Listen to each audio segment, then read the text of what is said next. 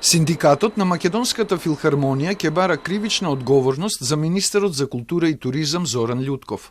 Ова го соопштија од синдикатот на најстарата национална установа од културата, откако вчера со подпис на министерот за директор на филхармонија е назначен Мустафа Имери, тенор и професор по соло пеење во Средното музичко училиште во Скопје. Од филхармонија велат дека одлуката на Љутков е потврда дека во оваа земја не се почитуваат законите, дека продолжуваат да се спроведуваат конкурси на нетранспарентен начин и дека партиска книшка и договор се единствена валидна референца за добивање раководни позиции.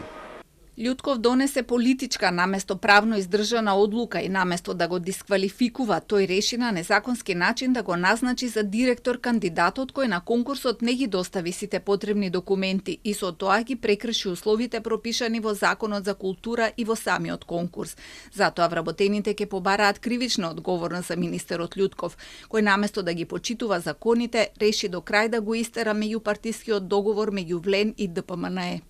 На филхармоничарите, како што велат, не им е важна етничката припадност на Имери, туку неговиот капацитет и способност да раководи со оваа институција. Од синдикатот на филхармонија најавиат прекин на работата и протести по одржувањето на хуманитарниот концерт утревечер, чии средства од влезниците ќе се донираат на семејствата на загинатите и повредените во пожарот во Кочанската дискотека. Од Министерството за култура и туризам со одговор дека конкурсот за избор на директор е спроведен во согласност со сите законски прописи и дека по евалуацијата на пристигнатите пријави, извршениот увид во документацијата и разгледувањето на понудената програма за работа на националната установа, комисијата му предложила на министерот да повика двајца од кандидатите на интервју, а по нивното спроведување, министерот Љутков донел одлука Мустафа Имери да биде избран за директор на Македонската филхармонија. Во врска со најавениот прекин на работата на филхармонија,